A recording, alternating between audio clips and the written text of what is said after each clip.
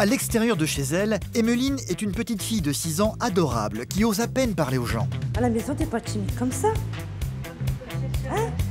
Mais une fois à la maison, ça n'est plus du tout la même chose. Emmeline est une enfant roi qui dirige toute la famille à la baguette, que ce soit ses parents ou ses sœurs.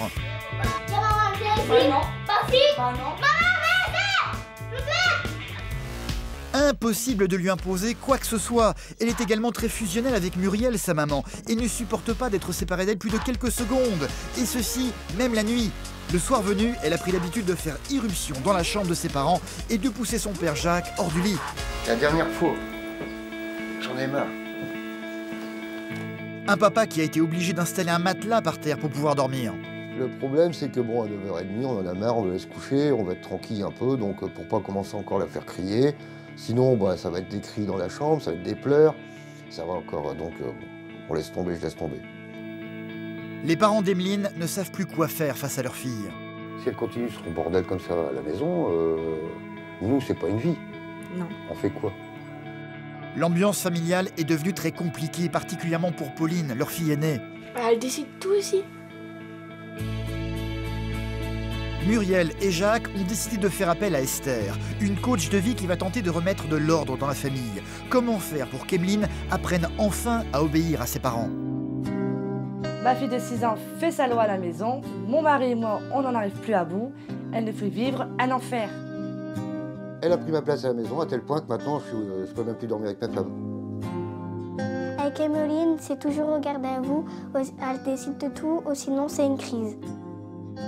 La situation dans cette famille est catastrophique. Je vais tout faire pour trouver des solutions, mais ça va être très compliqué.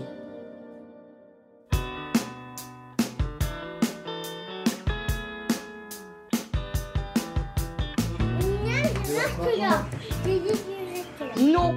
À 6 ans, Emmeline fait la loi à la maison. Personne dans la famille n'est capable de lui résister. Ce qu'elle déteste par-dessus tout, c'est être séparée de sa maman Muriel, même pour quelques minutes.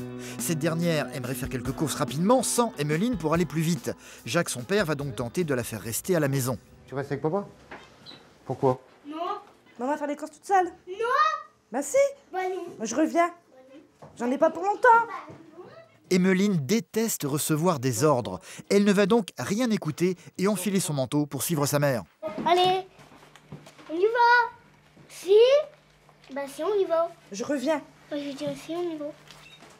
Quand tu veux pas rester avec papa? Non. Bah pourquoi? Pour une fois. Non. Tu viens avec moi, j'ai dit. Elle décide tout, elle fait tout comme elle veut, j'ai aucune autorité sur elle, elle est toujours avec sa maman.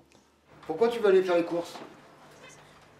Bah, je vais aller ici. Vous m'énervez là. Ah, on t'énerve. C'est tous les jours la même histoire.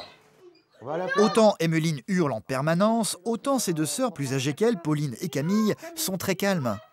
Regarde, Camille, elle reste là. Bah non, elle vient aussi. Bon, allez. Allez, Camille. Quoi? Camille, elle peut rester là aussi. Maintenant qu'Emmeline a décidé que ses sœurs devaient venir avec elle, ces dernières ont intérêt de lui obéir. Camille, allez. Quoi? Viens. Non. Elle dit non. Elle reste là, elle reste avec moi. On va aller promener le chien. Emmeline n'a aucune patience et ne supporte pas qu'on lui résiste. Pour parvenir à ses fins, elle a une arme imparable, elle crie.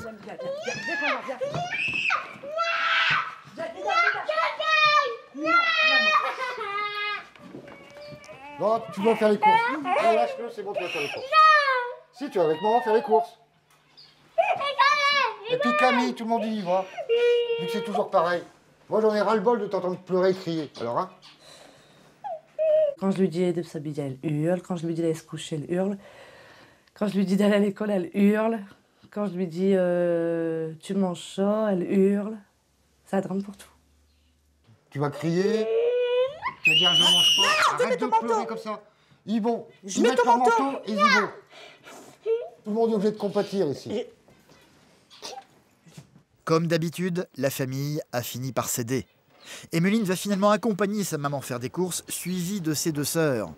Impossible pour la petite fille d'être séparée de sa mère, même pour un court instant. Il n'y a pas moyen de la détacher. C'est comme comme une sangsue qui serait collée sur sa mère, ou ce petit poisson là qui est toujours collé sur les requins, là, je ne me rappelle plus le nom. Hein, donc pareil, elle suit sa mère partout, partout en permanence. Je vais faire les courses, elle est toujours derrière moi. Je mets le linge dans la machine à laver, elle est derrière moi. J'accroche mon linge, elle est derrière moi. Je lave par terre, elle est derrière moi. Donc, quand elle dort, je suis tranquille. Voilà, je suis tranquille. Par contre, une fois à l'extérieur de la maison, Emmeline devient une petite fille adorable. Ici, fini les caprices, devant des inconnus ou la boulangère, elle n'ose plus parler. Pourquoi ici t'es toute calme et à la maison t'es toute folle? Pourquoi? Tu sais pas? Parce que là t'es timide. À la maison t'es pas timide comme ça. Hein?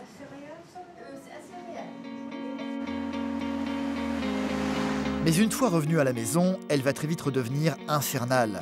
Quand arrive l'heure du repas, c'est toujours la même chose. Emmeline ne veut rien manger, sauf du lait chocolaté vendu en briquettes. Bon, qu'est-ce que vous mangez? Tu veux manger quoi? La briquette. Une briquette, c'est pas un repas.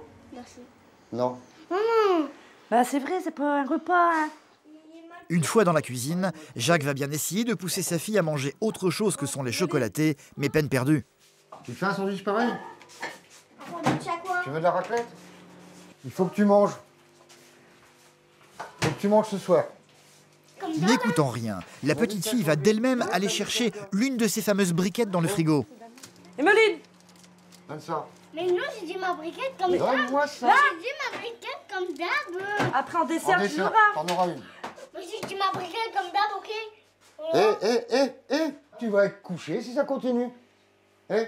Sans manger. Quand t'auras faim, tu me le diras. Ma briquette. Oui. Maman, Ses parents quoi continuant de lui résister, Emmeline va donc sortir son arme favorite, les pleurs et les cris. Dans la hauteur. Arrête. Une chose que Jacques ne supporte pas. Comme à chaque fois, cela va le mettre dans tous ses états. Il va finir par s'énerver, un peu trop même. Tiens. Attends, vous démerdez. Briquette a explosé. Comme d'habitude, je m'en vais faire un tour. Moi, je supporte pas les larmes.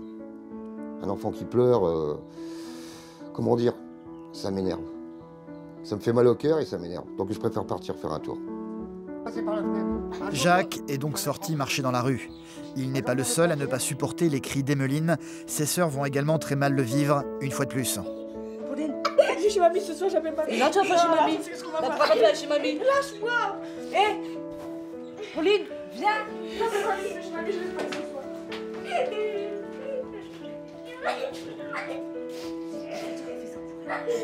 Mais depuis ça fait combien de temps qu'elle est là, ça arrête pas de gueuler au soir, j'ai une tête comme ça avec vous. Je me sens fatiguée, j'ai envie de pleurer. Et je voudrais que ça change. La plus grande, Pauline, âgée de 14 ans, aimerait aussi que ça change. Comme toujours, quand il y a des cris et des pleurs, elle est partie se réfugier dans sa chambre. De l'avoir pleuré, de l'avoir crié tout le temps, Jericho la séquestre. Le seul moment que quand j'entends pas crier, c'est quand je suis à l'école. Parce que quand je sais que quand je rentre, je sais que ça va arrêter des crises. Alors je mange, je débarrasse la table et puis je vais dans ma chambre.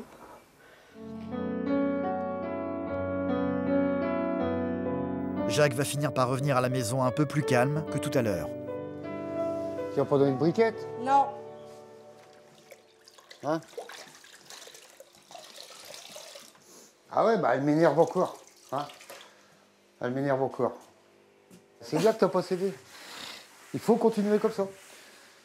Ça fait 2 ans, moi, que la patience, c'est tous les jours, tous les jours, tous les jours. Alors je commence à... Hein, ma patience, elle commence à en arriver là, quoi. C'est pas encore là, mais c'est là. Hein.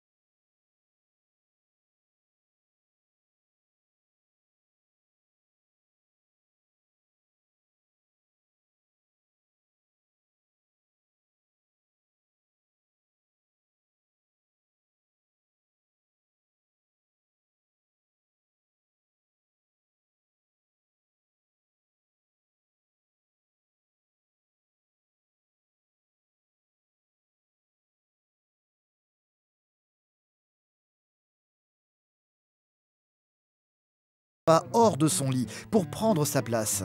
Jacques, lui cédant tout, a donc aménagé un lit de fortune dans la chambre où il va passer la nuit.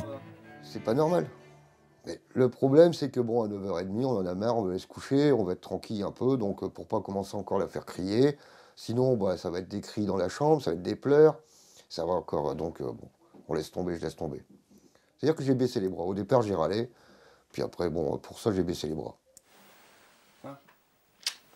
Allez, t'es prête? 1, 2, 3.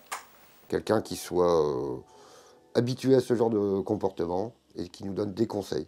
Et pas nous dire c'est aux parents de trouver la solution. Ils ont donc pris contact avec Esther, une coach de vie exerçant dans la région. C'est quelques jours plus tard qu'elle va venir leur rendre visite pour découvrir Emmeline et l'étendue du problème. Bonjour madame. Bonjour. Je suis Jacques. Jackie, enchantée. Esther, oups. De rien. Allez-y, rentrez. Bonjour. Muriel, c'est ça? Oui. Et Emeline. Enchantée. Emmeline. Est-ce que tu viens, Emmeline, vous dire bonjour? Bonjour.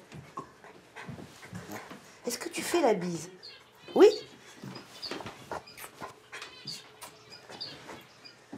Mais t'es sage, dis-moi.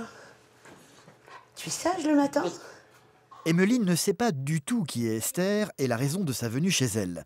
Comme souvent, avec des inconnus, elle prend l'apparence d'une petite fille modèle, sauf qu'Esther n'est pas dupe. Tu manges quoi alors? Je pense que je vais devenir son premier ennemi. Ensuite, elle va essayer de devenir mon amie. Elle va essayer de me faire les yeux doux, parce qu'elle va comprendre qu'elle ne pourra pas jouer avec moi. Et mon objectif, c'est qu'elle comprenne que je ne suis pas là ni pour être son compagnon de jeu, son nouveau compagnon de jeu, mais plutôt celle qui va donner une nouvelle direction à sa vie et qui va surtout soutenir ses parents. Elle fait ce qu'elle a envie comme elle a envie. Voilà. Ouais. Donc elle est dans un grand parc de jeux qu'elle dirige. Maintenant, c'est vous qui allez devoir changer un peu vos habitudes. Oui, c'est ça. Vous êtes les co-directeurs du parc de jeux. D'accord? Ce parc de jeux, il ne s'arrête pas à Emmeline. Vous avez d'autres enfants, votre enfant qui subissent quand même cette dictature. Ah oui. On est d'accord? Oui. Ouais. Emmeline va tout doucement se rendre compte que cette dame assise en face d'elle ne va pas forcément être aussi malléable que ses parents. Sa première réaction va donc être de se boucher les oreilles pour ne plus avoir à l'écouter. Emmeline, tu te bouches les oreilles? C'est que tu ne veux pas entendre ou tu ne veux pas changer d'avis? Elle, Ouais, vous bon, savez, voilà. je vais vous dire, un enfant, c'est simple. Vous lui donnez des limites.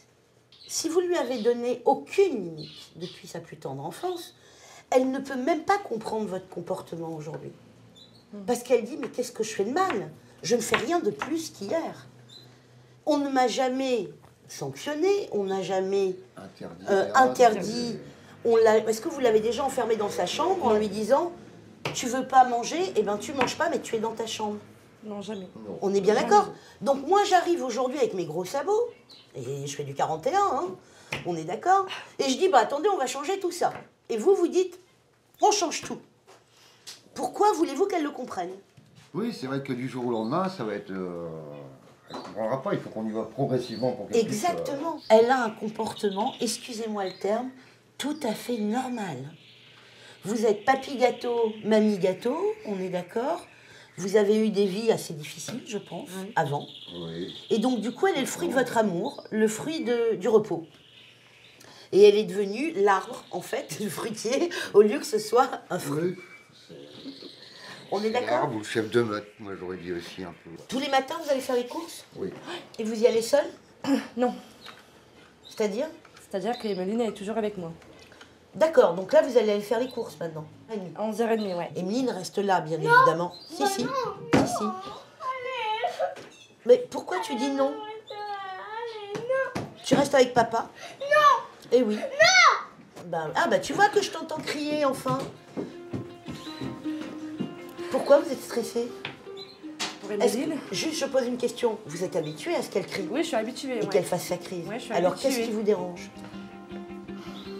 De pas la prendre avec moi. Qu'est-ce qui vous inquiète? Je vais partir faire les courses, je vais l'entendre hurler, crier, et ça me fait mal. Elle joue de votre angoisse. Elle joue de votre angoisse. Elle sait que vous avez mal, elle sait que vous avez peur, donc du coup elle en profite. Et elle a raison d'en profiter. Donc vous allez, je veux vous voir le cœur allant, mais vraiment, c'est pour son bien. Non, non, plus solide la main. Allez. Allez, bonne course. Bonne course, c'est vite dit. Emmeline n'a évidemment pas du tout l'intention de laisser sa maman partir toute seule. Elle s'est donc déjà placée à côté de la porte, prête à partir. Emeline, est-ce que tu peux pas changer tes habitudes? Non. Pourquoi? Bah non, parce que moi j'ai dit non parce que maman va venir faire mes courses avec nous. Je comprends pas. Parle doucement quand tu me parles. Bah non, j'ai l'habitude quand je parle comme ça, je parle doucement là. Ou pas, je veux pas vous parler, je parle comme ça. Ah, vous m'énervez. Ça me Emmeline hurle, une chose qui va mettre comme d'habitude Jacques hors de lui. On fait pas de course. J'ai mis de l'huile à la place de la margarine. Il n'y aura pas de course de fête ce midi. J'arrête. Elle va vous enfermer dans cette maison. Elle sait exactement ce qu'elle fait. Et elle sait exactement vos réactions. Je vois que ça dégénère. Est-ce que c'est moi qui, à votre avis, est-ce que ça dégénère ou est-ce que c'est vous qui ne permettez pas que les choses changent? Moi, je veux pas la voir pleurer. Quoi qu'il arrive, elle pleurera. Parce qu'elle est habituée à pleurer, Jacques. Je me suis énervé, bon, bêtement, je sais. Je regrette un peu, mais bon, c'est mon caractère, et puis bon, je les protège trop, c'est ça. C'est inacceptable qu'une enfant de 6 ans commande et dirige une famille complète. Ça, c'est inacceptable. Et tout le monde est terrorisé. Alors, on va dire c'est un diable, mais pas du tout. C'est une enfant. C'est une enfant à qui on ne met aucune limite. Et c'est ce qui va changer là maintenant. Je l'espère. Muriel va donc devoir prendre sur elle et aller faire ses courses toute seule sans sa fille. Le problème, c'est qu'elle va se retrouver totalement paralysée, incapable de quitter la maison. Est-ce que vous êtes capable ou pas de le faire?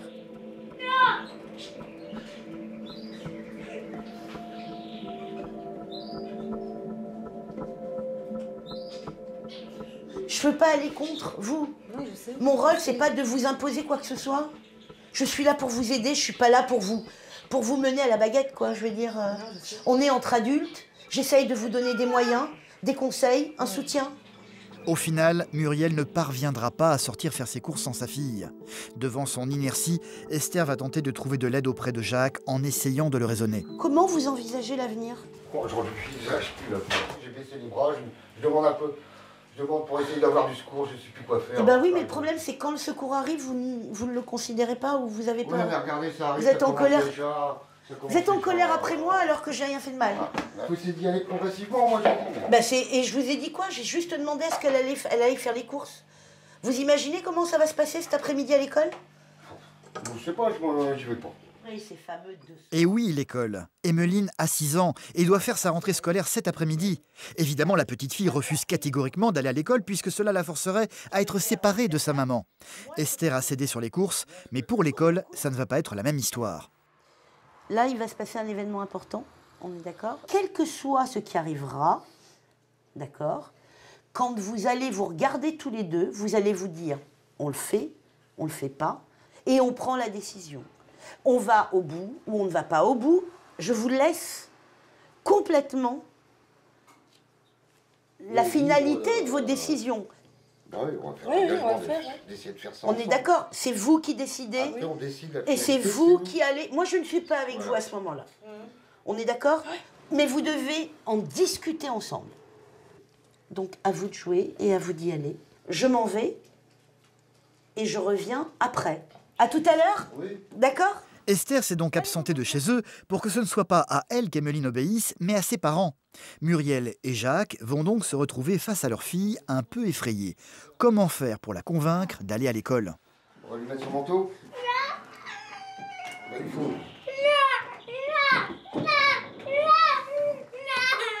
Allez, viens.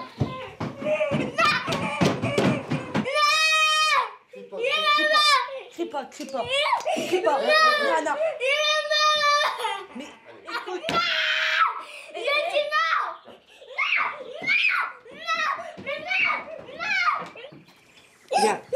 maman. Écoute, arrête de pleurer et écoute-moi.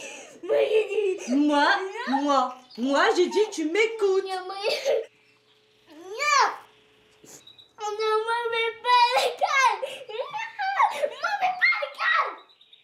Qu'est-ce que tu vas faire cet après-midi?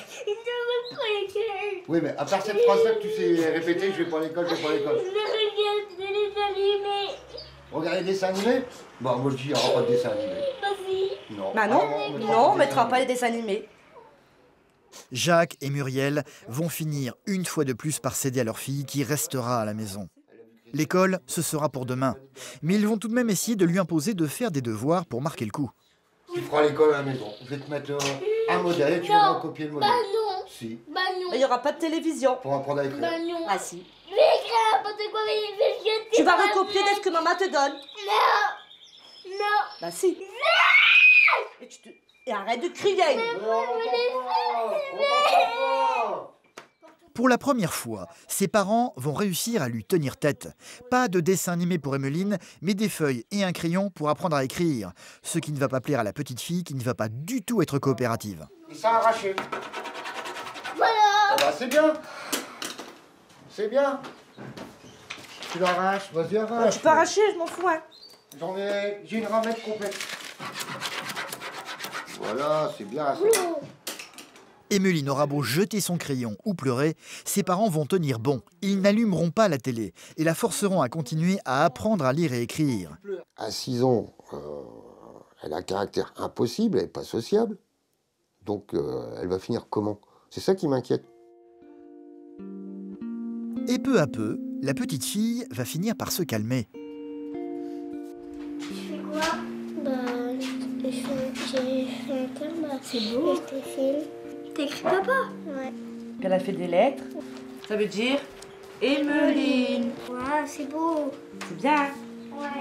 Puis la colérie, c'est cœur, en rose. Qu'elle s'est calmée, ça m'a fait très plaisir. Très plaisir. Au fond de moi, ça m'a... Franchement, j'ai dit, je vais pas y arriver, mais j'ai réussi à tenir bon. J'ai réussi. Et ça, c'est déjà un point. Un point. Jacques, de son côté, va sortir de la maison pour aller retrouver Esther à l'extérieur. Celle-ci est pressée de savoir comment les choses se sont passées. Donc tu l'as amené à l'école déjà? Est-ce que vous l'avez amené à l'école tous les deux? Ça a été, tu mets ton manteau, ça commence à l'écrit, les Oui. pleurs. Comme Ta question, d'habitude? Comme d'habitude. D'accord. Ensuite, ça a été la crise complète. Le résultat, c'est à 2h moins le quart. Elle n'était pas allée à l'école. L'école était fermée, donc il n'y avait pas moyen de la conduire. D'accord. Donc elle avait gagné comme d'habitude elle fait, D'accord. le résultat. Donc là, qu'est-ce qu'elle fait? Elle dessine? Là, non, elle a écrit. Je lui ai fait des lettres écrites papa, maman, Emmeline, tout ça. D'accord. Et Muriel, donc, est restée sur votre Ouais, c'est toujours décision. sur la décision. Mais je suis hyper contente. Deuxième étape, bien évidemment, ça va être ce soir. Il faut que tu reprennes ta place de père, ta place de dirigeant familial. Et donc, continue sur ce chemin. On continue, mais Est-ce que tu vois la différence? j'ai vu une différence aujourd'hui. D'accord. Donc, on est prêt au deuxième round. Allez, attaque. on y va. On attaque. Ouais. Papa, plus jamais ne dormira dans cette paillasse. Ça va être lourd, hein. Non, elle va pouvoir le porter, elle a envie de te faire plaisir. Ça. Et elle a envie de faire plaisir à maman. Allez, on y va. Tu prends ça comment, le fait que cette paillasse ne soit plus là? Que je récupère ma place. T'es prêt? Ah oui. Génial, parce que là, elle vient de passer un cap incroyable.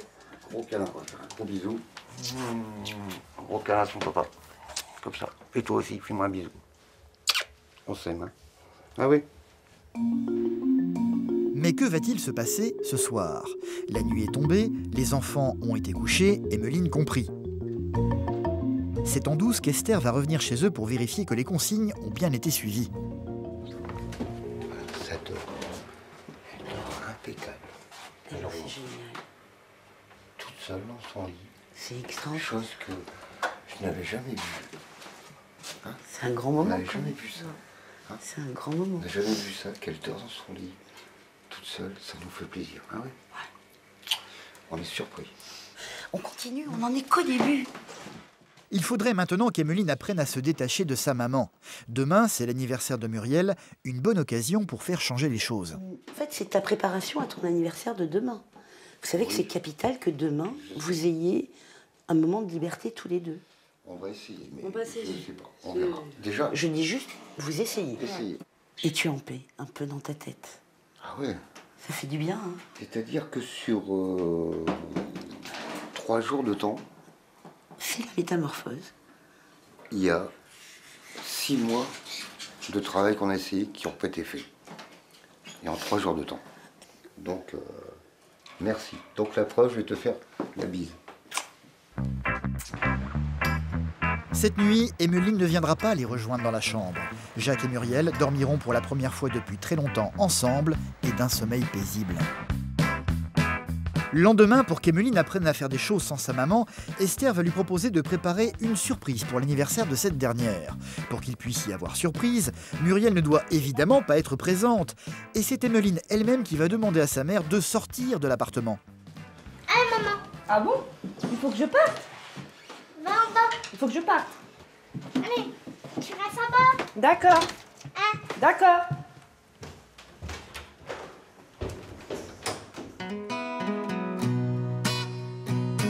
Jacques et Muriel vont pouvoir sortir de la maison rien que tous les deux, sans les enfants. Cela fait une éternité qu'une chose pareille ne s'est pas produite. Et ceci sans cris et sans pleurs. Le couple était parti un peu de travers, hein, Ouais, avec tout ça. Mais là, ça va mieux. Hein. ça va Quand, mieux. Quand on arrive à dormir ensemble, c'est quand même mieux. C'est quand même mieux. Il faut qu'on reste soudés, Ok. comme ça, il n'y aura pas de problème. Il y aura- Ça pourra durer. Puis, Il n'y aura plus de hurlements dans la maison. voilà. Allez. Et là, c'est la première fois que tu cries « Maman, je t'aime ». Puis toute seule. Ce ne sont que les débuts, bien sûr. Emmeline aura encore sans doute des accès d'humeur à l'avenir, mais Jacques et Muriel sont fermement décidés désormais à tenir bon face à elle. Comme le disait Esther, ça n'est pas un démon, juste une petite fille de 6 ans qui a du caractère et à qui on n'a jamais donné de limite. Une petite fille qui adore ses parents. Vous avez mon mari? Je t'aime. Ah oui.